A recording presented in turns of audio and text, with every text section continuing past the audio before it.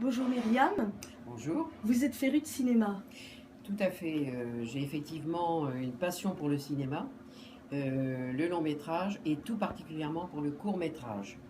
Et je dois dire, c'est une passion qui remonte à quelques années, puisque j'ai eu la chance de pouvoir présenter, je faisais partie du jury, donc le court métrage à Tours. Et je me souviens avoir accueilli à l'Hôtel de l'Univers, ensuite au Cinéma Olympia, puisque ça avait lieu à l'Olympia, les membres du jury, parmi lesquels Hervé Bazin, que tout le monde connaît, l'auteur de Vipère au point. J'ai également eu la chance de faire partie du jury qui a décerné un prix en 1959. Ça paraît remonter à très très loin, mais c'est vrai que c'est un petit peu loin. Et à l'époque, c'était Roman Polanski.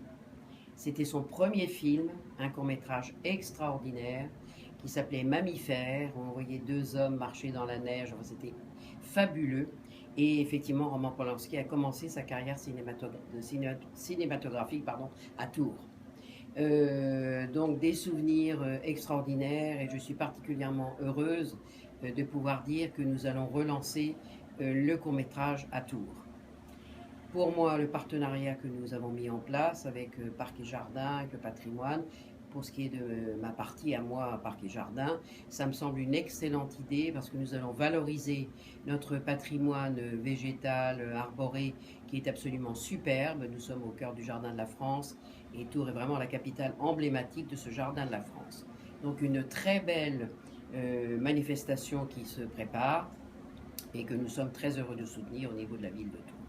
Est-ce que vous souhaitez nous parler d'un film en particulier? Alors dans les films en particulier, il y avait un film de Robert Enrico qui s'appelait La rivière du hibou, qui a été présenté à Tours.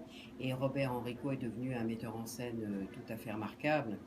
Et je voudrais aussi quand même faire un petit clin d'œil à Patrice Lecomte, le metteur en scène que nous connaissons tous, Tourangeau, et qui a vu vraiment la naissance de sa carrière en étant adepte du Festival du court-métrage. Ça lui a donné l'idée de se lancer dans le cinéma et de faire la carrière remarquable que tout le monde connaît, bien sûr.